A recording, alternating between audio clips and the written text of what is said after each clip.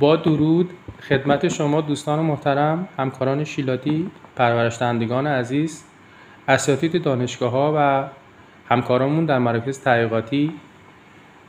شکیبی هستم از اروپا و طبق دعوتی که دوست خوبم آقای مهندس پوردهقان محمد جان لطف کرده بودن دعوت کردن، خیلی هم دوست داشتم که حضوراً در خدمتتون باشم. خوشحالم که امروز این کنفرانس مجازی رو انجام میدم و سعی میکنم که توضیحاتی رو در مورد چند تا از مراکز خاویاری و تحقیقاتی در اروپا، در کشورهای انگلستان، آلمان، فرانسه، یونان، مولداوی، سوئیس و چند تا کشور دیگه براتون داشته باشم. چون یه مقدار صدای کارگاه شلوغ بود، صدا زیاد بود، سعی کردم که یه جای آرومتری داشته باشم و توضیحاتی رو به صورت آنلاین براتون بیارم. جا داره که از اساتید خوبم، آقای دکتر پورکاظمی، آقای دکتر بهمنی در انجماد اسپرم قزلالا واقعا خیلی کمکم کردن. مهندس علیپور عزیز، دکتر فلاحتکار، بهرام جان خاطرات قشنگمون در دانشکده، آقای دکتر امیری مجازی، آقای دکتر سلطانی عزیز و سایر دوستان عزیز، دکتر شناور عزیز، تشکری داشته باشم. در مورد پروژه خاویاری اروپا توضیح میدم که تو این سالها مراکز تکثیر پرورش خاویاری به صورت چند ملیتی انجام میشه. یعنی یه سری پرورش‌دهنده‌هایی که قوی هستن در چند تا کشور همزمان کار میکنن. فیلم ها و تصاویری که امروز میبینیم از کشورهای انگلستان، آلمان، فرانسه، یونان، مولداوی و روسیه هست و که به صورت مشترک با هم کار میکنن. این مشترک بودن به این صورت هست که اینها انتقال بچه ماهی با هم دارن، انتقال خود خاویار دارن، مولد آماده بچه ماهی در سایزهای مختلف رو برای هم میفرستن، چون به صورت مشترک دارن کار میکنن و صادرات خاویارشون هم در خود کشورهای انگلستان، آلمان، فرانسه، اسپانیا، اتریش، سوئیس، خود آمریکا و اتحادیه اروپا هست. من توضیحاتی رو در مورد چند تا از کارگاه‌ها آوردم، یکی دو تا تو آلمان آوردم، فرانسه رو آوردم، انگلستان رو آوردم، یونان و مولداوی به صورت عکس فیلم در خدمتتون هستم. توضیحات رو روی فیلم ها میدم چون این مقدار صدای محل کار خیلی شلوغ بود توی خود کارگاه. سعی کردم که توضیحات رو روی فیلم بیارم. خوشحالم که امروز در خدمتتون هستم و با هم میریم که مراحل کار رو توی چند تا از کارگاه‌های اروپا ببینیم. در خدمتتون هستم. موفق باشید.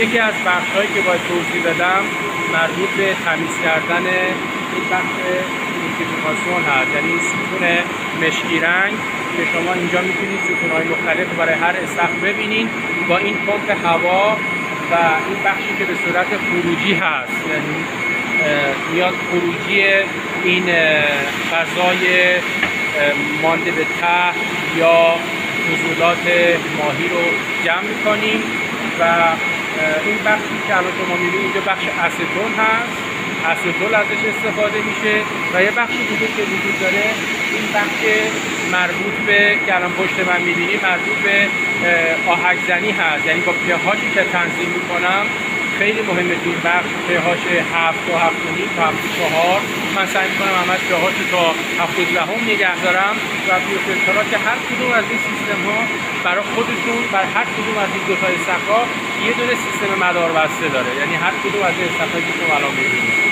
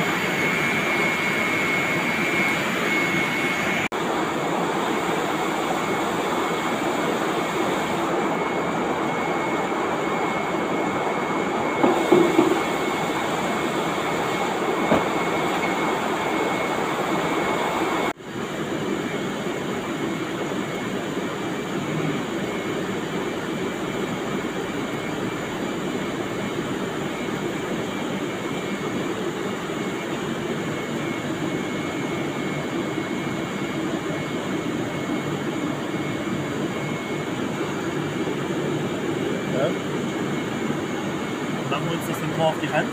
Ja. Und drücken. Gucken, ob der noch.